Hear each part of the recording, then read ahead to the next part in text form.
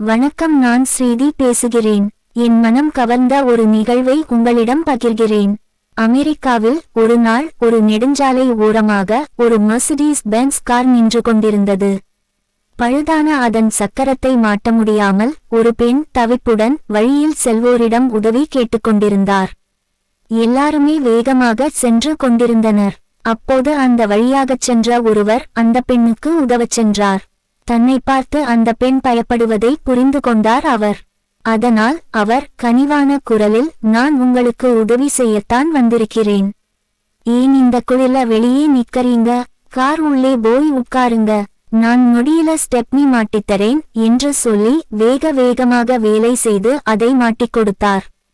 அந்த மனிதரின் உடம்பெல்லாம் அழுக்கு, முழங்கையில் இலேசாக சிராய்ப்பு. ஓகே, வேலை முடிஞ்சது, இனிமே நீங்க கிளம்பலாம் என்றார். உங்களுக்கு எவ்வளவு பணம் தர வேண்டும் என அந்த பெண் கேட்டார். எவ்வளவு கேட்டாலும் அந்த பெண் கொடுக்க தயாராகவே இருந்தார். ஆயினும் அந்த மனிதர் ஒரு புன்னகையோடு, நான் மெக்கானிக் இல்லை, இது என் தொழில் இல்லை, இது ஓர் உதவிதான், அதனால் எனக்கு எதுவும் வேண்டாம், நீங்கள் பத்திரமாக போங்கள் என்றார். அப்படி இல்லை, நீங்கள் இந்த நடுவழியில் உதவி செய்யவில்லை என்றால் என் கதி என்னவோ, அதனால் எவ்வளோ வேணும்னு தயங்காம கேளுங்கள், கொடுக்கிறேன் என்று அந்த பெண் சொன்னார். அதற்கு அவர், அப்படி என்றால் ஒன்று செய்யுங்கள், என் பெயர் பிரெயின் ஆண்டர்சன், அடுத்த முறை உதவி தேவைப்படற யாரையாவது பார்த்தீங்கன்னா அப்போ எனக்கு கொடுக்க நினைக்கிற தொகையை அவங்களுக்கு கொடுத்து விட்டு என்னை மனசுல நினைச்சுக்கோங்க, அது போதும் என்று சிரித்துவிட்டு வந்த வழியை பார்த்து சென்று விட்டார் பிரெயின். சில மைல் தூரம் போனதும் ஒரு சிறிய உணவகத்தில் காரை நிறுத்தி உணவருந்தச் சென்றார் அந்த பெண். அங்கு ஒரு பணிப்பெண் வேகமாக வந்து முகத்தை துடைக்க முதலில் ஒரு துண்டை கொடுத்தார். சாப்பிட என்ன வேண்டும் என கேட்டு சுறுசுறுப்பாக பரிமாறினார். அந்த பணிப்பெண் 8 மாத கர்ப்பிணியாக இருந்து கொண்டு முகத்தில் எவ்விதச் சோர்வுமின்றி இப்படி வேலை செய்வதை இரசித்தார் அந்த பெண். சாப்பிட்டு முடிந்ததும் அவர் $100 கொடுத்தார். அதை கொடுக்கும்போது பிரெயின் ஆண்டர்சனை நினைத்து கொண்டார்.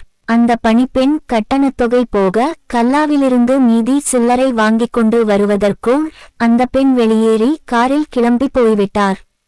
அடடா, மீதியை வாங்காமல் போயிட்டாங்களே என்று நினைத்து கொண்டே மேஜையில் பார்த்தால் கைதுடைக்கும் துணிக்கு கீழே இன்னும் $400 பணம் இருந்தது. கூடவே ஒரு துண்டுச் சீட்டில், மை டியர், இந்த பணம் உனக்குத்தான், இந்தச் சமயத்தில் உனக்கு இது தேவைப்படலாம், மற்றபடி நீ எனக்கு எதுவும் தரவேண்டியது இல்லை. ஒரு நெருக்கடியில் முகம் தெரியாத ஒருவர் எனக்கு உதவி செய்தார். அதன் தொடர்ச்சியாக இப்போது உனக்கு நான் செய்திருக்கிறேன்.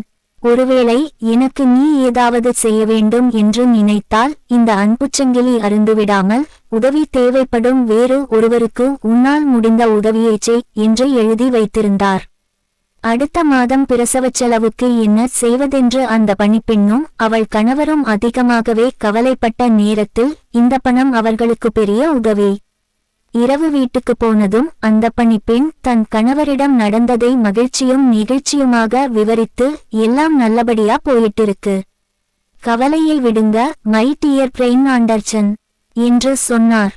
அவர் 300 நாள் நெடுஞ்சாலையில் நின்ற பெண்ணின் காரை சரி செய்து கொடுத்த ஸ்கேட்போர்ட் விளையாட்டில் புகழ்பெற்ற பிரெயின் ஆண்டர்சன்.